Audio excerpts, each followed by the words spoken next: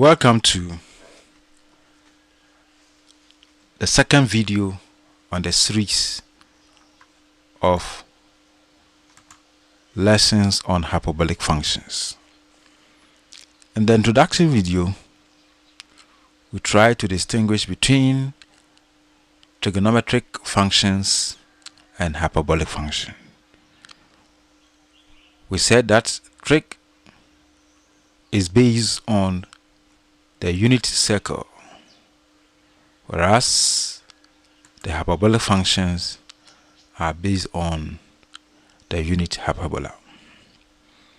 In this video, we are going to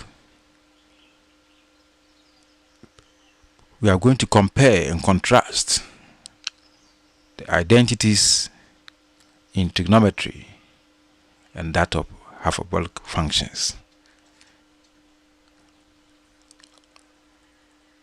We should know that hyperbolic functions are extension of trigonometry, and as such, the identities in hyperbolic functions will have a unique resemblance with that of trigonometry identities. On our screen here, we have a right angle triangle with an angle marked theta. From the basic trig ratio, we can say the cos of the angle is the adjacent side, which is A, over the hypotenuse H. The sine of the angle is the opposite side, which is B, over the hypotenuse, which is H. Whereas the tan is the opposite side, which is A, over the adjacent, which is the opposite side, which is B, over the adjacent, which is A. Now, from Pythagoras theorem, A squared plus B squared will give us H squared. We can divide through by H squared. So we'll have A squared over H squared plus B squared over H squared is equal to A squared over H squared. And this can be better written as A over H all squared plus B over H all squared is equal to 1. Comparing the fractions in the bracket, we can see that they are similar to the basic trig ratios we have earlier written. A over H is cos, B over H is sine. Hence, we can replace these fractions with the appropriate trig functions. So we can rewrite this as cos square theta, representing the A over H all squared, plus sine square theta, representing the B over H all squared, is equal to 1. So this is the first identity we have established under trig. We shall transfer this identity to hyperbolic functions with the guidance of the Osborn's rule.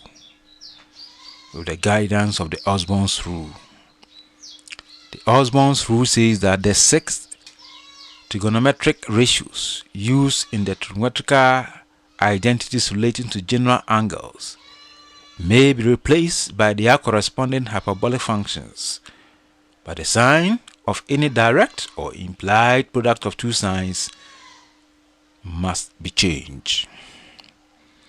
So in transferring this to the hyperbolic form, since sine square theta is sine multiplying itself, by the Osborn rule, we have to negate the sine.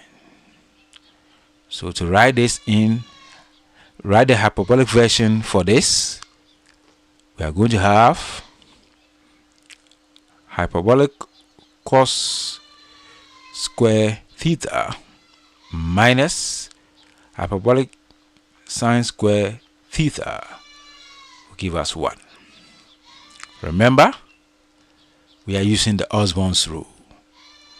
We state that wherever there is sine multiplying itself directly or indirectly, directly or implied, we have to negate it.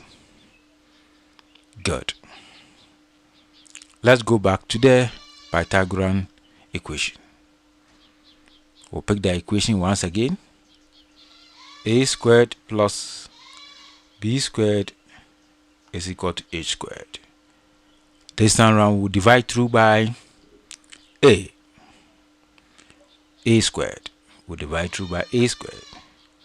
Dividing through by a squared, we shall have 1 plus b over a all squared is equal to h over a all squared.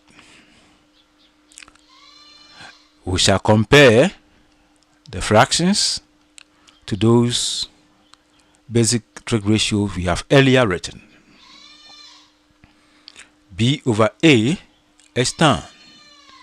So this side can be written as 1 plus tan square theta.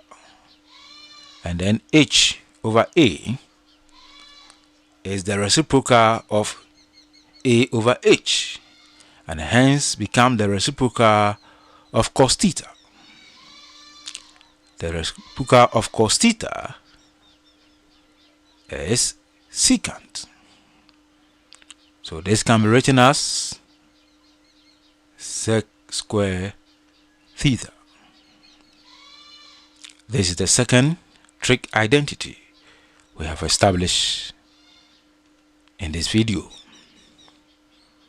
We shall transfer this identity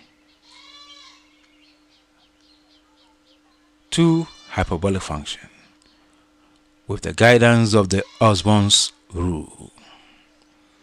Remember, tan square theta can be expressed as sine square theta over cos square theta.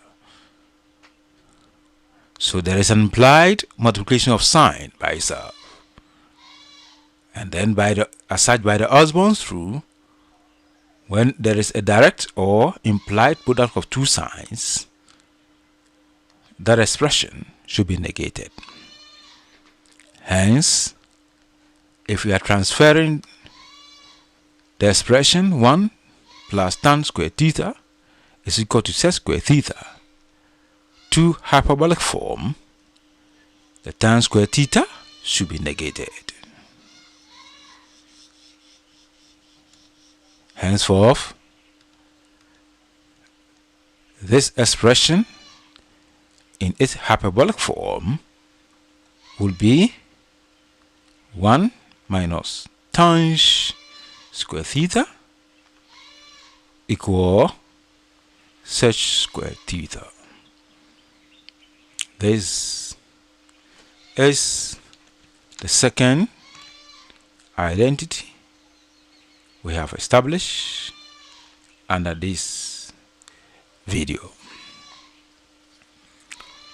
We shall pick our Pythagorean equation again, and this time around we are going to divide through by b squared. Dividing through by b squared, we are going to have a over b all squared plus 1 is equal to h over a b all squared.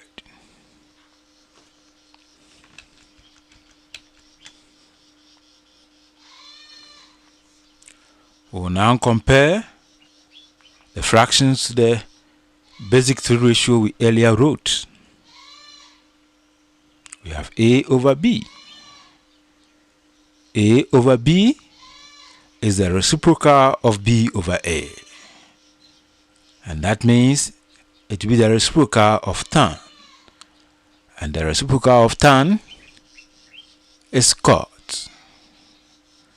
So that portion can be written as cot square theta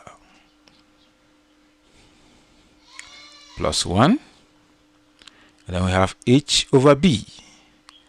H over b is the reciprocal of b over h, or else the reciprocal of sine. The reciprocal of sine theta is cosec theta. So h over b all square can be written as sine square cosec square theta. Cosec square theta. So this is the third identity we have learned in this video under trig. We shall transfer this identity to hyperbolic function but bearing in mind the Osborn's rule. We say that anytime there's an implied or direct product of two signs, the sign must be changed. And here we have cot square theta, and this is the same thing as cos square theta over sine square theta. And we also have cosec square theta, which is the same thing as 1 over sine square theta. These two functions have implied multiplication of sine by itself, and as such, when we are transferring them, we shall negate them. So we transfer cot square theta plus 1 to cosec square theta. Cosec square theta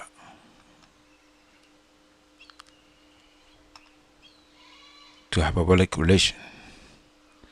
In transferring, the cot, when it comes into the hyperbolic form, will become minus hyperbolic cot square theta plus 1 is equal to cosecant